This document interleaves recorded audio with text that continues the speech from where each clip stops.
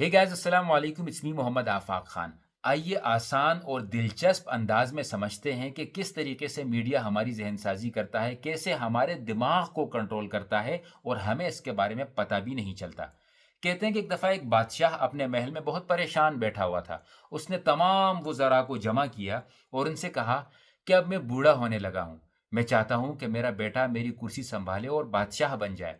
लेकिन मसला ये है कि ना ही मेरा बेटा ये चाहता है कि वो बादशाह बने और ना ही आवाम चाहती है कि मेरा बेटा बादशाह बन जाए। तमाम के तमाम वज़रा सर पकड़ कर बैठ जाते हैं कि ये तो बड़ा गंभीर मसला है। इतने में एक वज़ीर जो कि मीडिया का वज़ीर होता है, उस ज़माने में अखबार वगैरह लिखता है, वो कहता है कि बादशाह सलामत, ये तो कोई मसला ही नहीं। आवाम को क्या पता कि वो क्या चाहती है? हम आवाम को बताएँगे कि आवाम क्या चाहती है। वो कहता है कि मुझे ज़रा सा वक़्त दिया जाए। और जाकर अखबारों में और पैनाफ्लेक्स लगाकर, बैनर्स लगाकर कहता है कि अवाम चाहती है कि अब बादशाह का बेटा बादशाह बन जाए। अवाम चाहती है कि अब बादशाह सलामत बूढ़े हो चुके हैं, कोई यूथ, कोई नौजवान आए जो हमें लीड करे, लीडर बन जाए हमारा।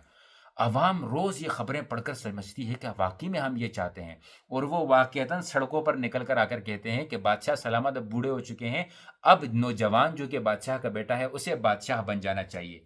जब बादशाह का बेटा देखता है कि यार मेरी तो बड़ी डिमांड है अवाम में, वो आता है और कुर्सी सँभाल लेता है। इससे हमें ये सीखने को मिलता है कि मीडिया ये डिसाइड करता है कि अवाम को क्या सोचना है। मीडिया, आपने अगर नोट किया हो, तो कभी आपको पेट्रोल के पीछे लगा देगा, कभी एहतिजाज के पीछे लगा देगा, कभी कोई कंट्रोवर्सी क्रिएट कर देगा। मतलब आपको रोज़ मसरूफ़ रखा हुआ है कि आज आपने ये सोचना है। कभी आप पूरे दिन धरने के बारे में सोचेंगे, कभी आप पूरे दिन एहतिजाज के बारे में सोचेंगे, कभी आप पूरे दिन किसी की लीक वीडियो के बारे में सोचेंगे। और इसमें एक बहुत बड़ा किरदार सोशल मीडिया का भी है। सोशल मीडिया ही है जिसने आपको बताया कि सेलिब्रिटी और हीरोज़ फैमिली व्लॉगर्स हैं, वो पैसा कमाते हैं, उनकी ज़िंदगी सबसे बेहतरीन है। इसी सोशल मीडिया, इलेक्ट्रॉनिक मीडिया ने आपको बताया कि उलमा दहशतगर्द हैं। आप जब किसी दहशतगर्द को सोचते हैं, आपने देखा होगा फ़िल्मों में जब दिखाया जाता है, ड्रामों में दिखाया जाता है, जब दहशतगर्द की अक्कासी आपने इमेजिन करना हो, तो किसी मौलवी की शक्ल क्यों आती है? कोई दहशतगर्द पैंट शर्ट में क्यों नज़र नहीं आता? कोई गोरा, कोई अंग्रेज़ दहशतगर्द क्यों नज़र नहीं आता? क्यों दाढ़ी पगड़ी वालों को ही दहशतगर्द बना दिया गया? तारीख़ उठा के देख ली जाए कि कितने दाढ़ी पगड़ी वालों ने धमाके किए हैं और कितने आम गोरों ने, कुफ़ार ने धमाके किए हैं। लेकिन आज मीडिया ने हमारी इस तरीके से ज़हनसाज़ी कर ली है कि हमें मीडिया बताता है कि ये हीरो है, ये ज़ीरो है, और हम इस दलदल में फँस चुके हैं। इस दलदल से अगर निकलना है तो हमें रियलिटी को देखना होगा। हमें मीडिया को अपने फ़ायदे के लिए इस्तेमाल करना होगा, ना कि हम मीडिया के ज़रिए इस्तेमाल होते रहें। बदकिस्मती से हमारी नौजवान नस्ल इस दलदल में बुरी तरीके से फँस चुकी है। जब देखो कोई यूट्यूबर, कोई सेलिब्रिटी, कोई फैमिली व्लॉगर, कोई डांसर, जिस औरत को तवाइफ कहा जाता था, जिस औरत को लोग अपने मोहल्ले में रहने के लिए जगह नहीं देते थे कि माहौल ख़राब हो जाएगा, आज उस औरत को मेडल्स, आज उस औरत को सेलिब्रिटी, आज उस औरत के साथ सेल्फियाँ लेने के लिए लोग तरसते हैं। दूसरी जानिब लोग फ़ख्र किया करते थे कि मेरे पड़ोस में आलिम रहता है। लोग फ़ख्र किया करते थे कि मेरे पड़ोस में मस्जिद का इमाम रहता है। लोग अपना हर छोटा-छोटा मसला मस्जिद के इमाम के पास लेकर जाते थे।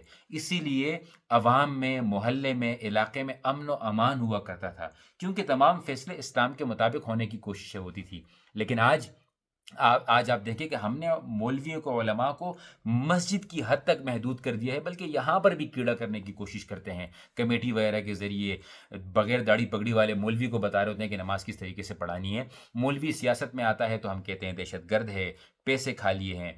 मौलवी मशहूर होता है तो हम कहते हैं कि दुनिया के मज़े लग गए हैं। मौलवी फ़तवा देता है तो हम कहते हैं कि ये पुराने ज़माने के लोग हैं।